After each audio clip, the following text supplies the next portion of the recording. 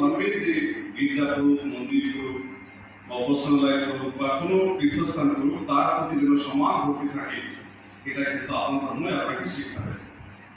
আমরা পুলিশের তরফ থেকে আমরা আপনাদেরকে নিরাপত্তা দেওয়ার যতটা প্রয়োজন আছে সেটা আমরা পুলিশ রাখবো, কিন্তু তার সঙ্গে সঙ্গে যে গাইডলাইনগুলো আমরা বলছি, গাইডলাইন খুব বেশি নেই, এটা বাবু বলেন সেটাই পালন করবেন।